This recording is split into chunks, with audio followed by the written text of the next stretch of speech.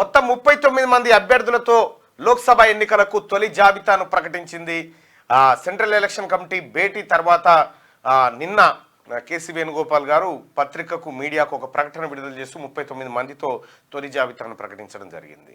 అయితే ముందుగా సోషల్ మీడియాలో ఒక జాబితా చక్కర్లు కొట్టింది, ఒక 3 స్థానాలను వితేళ్లలో పెట్టినట్టుగా హోల్డ్లో పెట్టినట్టుగా తెలిసింది. అయితే వాటిని సరిచేస్తూ 39 స్థానాలకు అభ్యర్థులను ప్రకటించింది. అయితే సునీతా మహేందర్ రెడ్డి పేరు చెవెల నియోజకవర్గంలో మొదటి జాబితాలో వినిపించిన ఆ తర్వాత ఆమె పేరును తొలగించినట్టుగా తెలుస్తా ఉంది. మొత్తానికి తెలంగాణ రాష్ట్రం నుంచి 4 కాంగ్రెస్ పార్టీ అభ్యర్థులను ప్రకటించింది. ఒకటి వంశీచంద్ర రెడ్డి మహబూబ్ నగర్ స్థానం నుంచి, అది ముందుగా ముఖ్యమంత్రి రేవంత్ రెడ్డి గారే ఆయన ప్రకటించడం జరిగింది.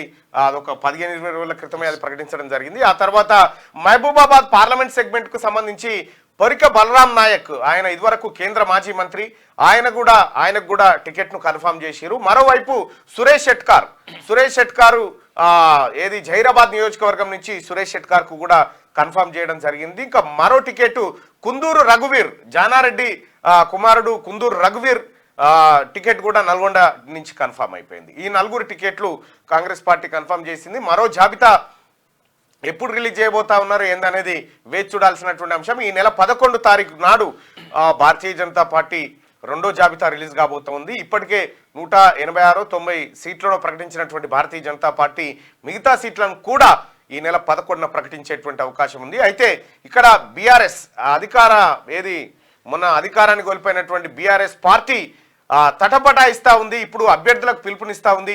ఖర్చు మాదే, టికెట్ మాదే, దయచేసి పోటీ చేయండిరా బాబు అని చెప్పి మొత్తుకుంటున్నటువంటి పరిస్థితిలో మల్లారెడ్డి నేను చేయనంటే చేయనని వెళ్ళిపోయాడు. మల్లారెడ్డి మల్కాజ్గిరి నుంచి నీ కొడుకు భద్రారెడ్డికి టికెట్ కావాలంటున్నావు కదా, మేము ఇస్తామంటే నువ్వు ఇచ్చినా వద్దు ఏమొద్దు అని అంటారు. ఎందుకంటే ఆడ చెవులు విసికిరుగా ఆడ మల్లారెడ్డి కాలేజీలకు మర్రి రాజశేఖర రెడ్డి కాలేజీలకు జేసీబీ లేపి తయారు ఉంది అన్నట్టు. ఇక్కడ టికెట్ అంటే తట్టుకున్నది ఆకుతట్టుంది ఆడ. ఆ పరిస్థితి నేపథ్యంలో మల్లారెడ్డి ఎట్టి పరిస్థితిలో నేను పోటీ చేయను, మల్కాజ్గిరి నుంచి నా కుటుంబం పోటీ చేయదని చెప్పి ఆయన క్లియర్గా చెప్తా ఉన్నారు. సో మొత్తానికి రేవంత్ రెడ్డి గారి సిట్టింగ్ స్థానమైనటువంటి మల్కాజ్గిరి పార్లమెంట్ సెగ్మెంటు ఇప్పుడు బీఆర్ఎస్ అభ్యర్థి పోటీ చేద్దామంటే భయపడే పరిస్థితికి వచ్చింది. ఇప్పటికే భారతీయ జనతా పార్టీ ఈటల రాజేందర్ టికెట్ను కేటాయించింది. ఇక అక్కడ చాలా సీరియస్ ఫైట్ ఉండబోతా ఉంది.